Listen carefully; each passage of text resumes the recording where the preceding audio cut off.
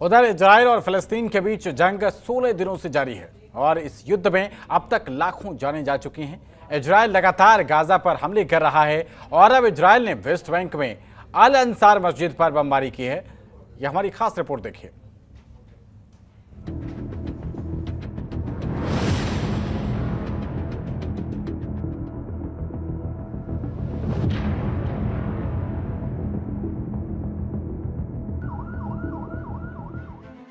Israel और फिलिस्तीन की जंग दिन पर दिन तेज होती जा रही है।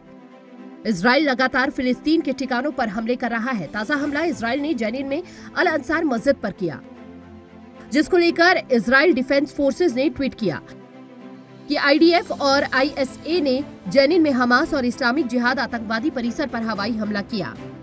हाल ही में आईडीएफ इंटेल ने खुलासा किया कि मस्जिद को योजना बनाने के लिए कमांड सेंटर के रूप में इस्तेमाल किया गया था और नागरिकों के खिलाफ आतंकवादी हमलों को अंजाम देने के लिए इस्तेमाल किया जा रहा था। इजराइल फिलिस्तीन संघर्ष पर आईडीएफ के प्रवक्ता जोनाथन कॉन्ड्रिक्स ने कहा कि अब तक हमारी प्रतिक्रिया मापी गई है। Terrorist squads that were manning those anti-tank missiles have also been hit either by tanks or by other means. Bottom line is, and this is what you all need to know, Hezbollah is playing a very, very dangerous game. They're escalating the situation. We see more and more attacks every day. In addition, by the way, many rockets have been fired into this area, and we've had rocket alarms in this area as well, and rockets landing in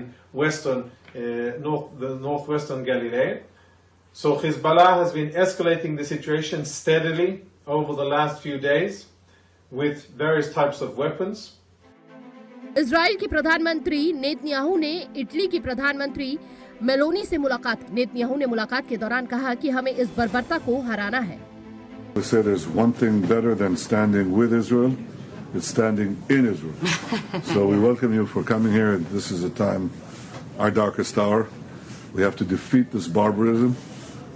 This is a battle between the forces of civilization and really monstrous barbarians who murdered, mutilated, raped, beheaded, burnt innocent people, babies, grandmothers.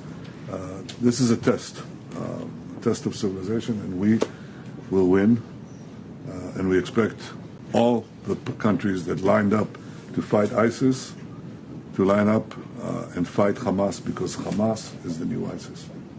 वहीं फिलिस्तीन की मदद को लेकर विश्व स्वास्थ्य संगठन के प्रमुख टेड्रोस एडनोम घेबियस ने एनक्लेव में सहायता काफिले की सुरक्षित मार्ग, सभी मानवीय कार्यकर्ताओं की सुरक्षा और स्वास्थ्य सहायता के लिए निरंतर पहुंच का आह्वान किया है।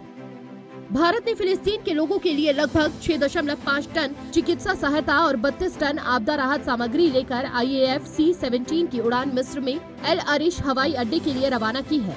सामग्री में जरूरी जीवन रक्षक दवाइयां, सर्जिकल सामान, तंबू, स्लीपिंग बैग, तिरपाल, स्वच्छता सुविधाएं, जल शुद्धिकरण, टैबलेट समेत कई जरूरी सामान शामिल हैं। हालांकि युद्ध के कारण प्रभावी रूप से बंद होने के 2 सप्ताह बाद अमेरिका, इजराइल, संयुक्त राष्ट्र और मिस्र की बातचीत के बाद मिस्र और गाजा के बीच राफा सीमा को खोल दिया गया है, जिसके बाद खाना, दवा और पानी की कमी से जूझ रहे फिलिस्तीनियों की जरूरत को पूरा करने के लिए सहायता सामग्री। इजराइल के बीच जारी युद्ध फिलहाल होता नहीं दिख रहा है। यह युद्ध किस हद तक जाएगा और इसका बाकी देशों पर क्या असर होगा, ये तो आने वाला वक्त ही बताएगा। ब्यूरो रिपोर्ट, जनतंत्र की।